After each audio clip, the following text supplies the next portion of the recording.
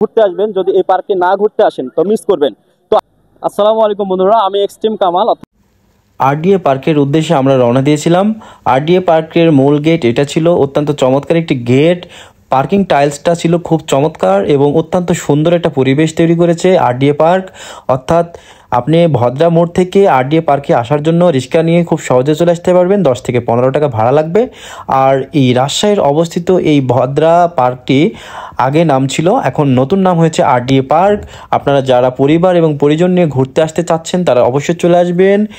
আর আমি একটা কষ্ট করে আপনাদের জন্য একটা ড্রোন ভিডিও নিয়েছিলাম উপর থেকে দেখানোর জন্য। এখানে দুইটা বেলি ব্রিজ রয়েছে, এটা একটি, এবং মাঝখানে একটা বিশাল পুকুর রয়েছে। আর পুকুরের চতুর্ধার দিয়ে সুন্দর করে বসার জায়গা করে দিয়েছে আরডিএ পার্ক অর্থাৎ আরডিএ কর্তৃপক্ষ। অত্যন্ত চমৎকার এই জনপ্রিয় একটি জায়গা আরডিএ পার্ক।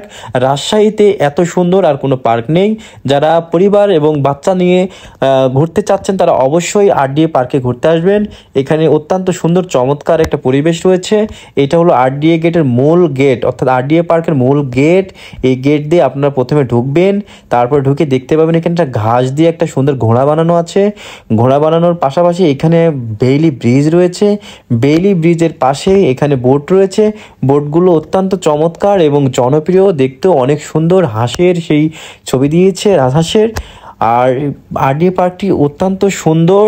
যারা রাজশাহীতে ঘুরতে আসতে চাচ্ছেন তারা অবশ্যই আরডিএ পার্কে ঘুরতে আসবেন। এটি ভদ্রা থেকে এই 10 টাকা থেকে 15 টাকা ভাড়া নিয়ে এখানে আপনি ঢুকতে পারবেন। আমি অত্যন্ত আনন্দ পেয়েছিলাম এই সুন্দর একটি জায়গায় ঘুরতে এসে। এটা ছিল আমার প্রথম আরডিএ পার্কের।